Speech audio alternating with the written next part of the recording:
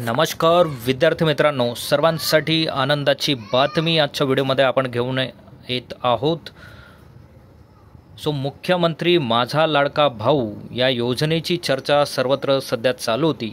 या योजनेचा एक GR इथे प्रसिद्ध झालेला आहे। तर या योजनेचं नाव काय आहे आणि त्याचं स्वरूप काय असणार आहे याबद्दलची माहिती आजच्या व्हिडिओमध्ये आपण बघणार आहोत। तुमच्या सर्वांचं एक्सप्लोरिंग करिअर सेंटर या यूट्यूब चॅनलमध्ये आम्ही स्वागत करतो। मुख्यमंत्री युवा कार्य प्रशिक्षण योजनेच्या अंमलबजावणीस मान्यता देण्याबाबत मुख्यमंत्री युवा कार्य प्रशिक्षण योजना याच योजनेला मुख्यमंत्री लाडका भाऊ असंही संबोधलं जाऊ शकतं, कारण पावसाळी अधिवेशनात मुख्यमंत्र्यांनी या योजनेची घोषणा इथे करण्यात होती की 10 लाख प्लस विद्यार्थ्यांना आपण अप्रेंटिसशिपच्या माध्यमातून त्यांना रोजगाराची संधी इथे उपलब्ध करून देणार होतो। तर याच योजनेचं हे नाव इथे मुख्यमंत्री युवा कार्य प्रशिक्षण योजना असं ठेवण्यात आलेलं आहे। तर सदर योजनेकरिता उमेदवारांची पात्रता खालीलप्रमाणे असणार आहे। पात्रता आपण यासाठी जाणून घेऊयात। तर उमेदवारांचे किमान वय 18 ते 35 वर्ष असावे। उमेदवाराची किमान शैक्षणिक पात्रता 12वी पास, ITI, पदविका, पदवी, पदव्युत्तर असावी।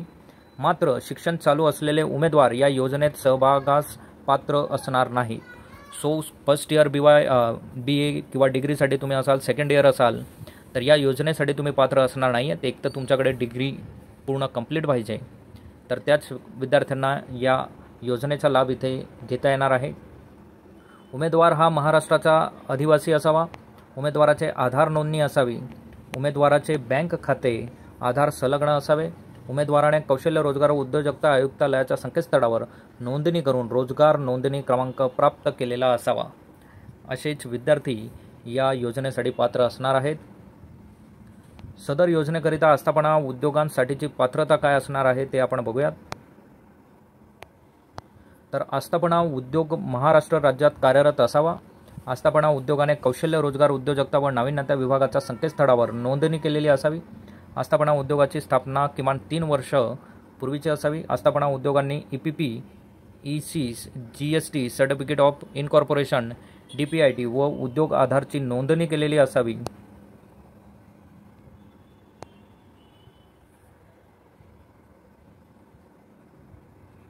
या योजनेच्या माध्यमातून काय बेनिफिट्स आपल्याला भेटतील याबद्दलचं थोडक्यात आपण माहिती घेऊयात। तर शैक्षणिक अर्हता ज्यांची 12वी असणार आहे त्यांना 6,000 रुपये प्रतिमाह वेतन या योजनेच्या माध्यमातून भेटणार आहेत।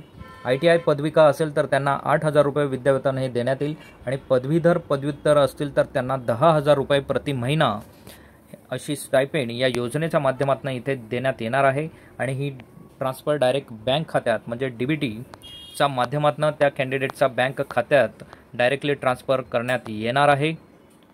जे कॅन्डिडेट्स या योजनेसाठी पात्र आहेत त्यांनी या योजनेचा लाभ नक्की घ्यावा। असेच नवनवीन आणि अपडेटेड व्हिडिओ बघण्यासाठी आमच्या चॅनलला सबस्क्राईब करा, व्हिडिओला लाईक करा, योग्य त्या विद्यार्थ्यांपर्यंत ही माहिती पोहोचवा। थँक्यू।